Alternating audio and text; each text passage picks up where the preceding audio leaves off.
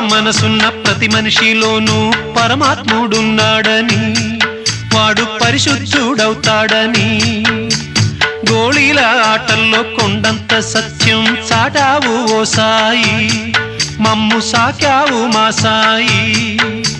వాసనలు వేరైన వర్ణాలు ఎన్నైన పూలన్నీ ఒకటంటివి, నిన్ను పూజించ తగునంటివి.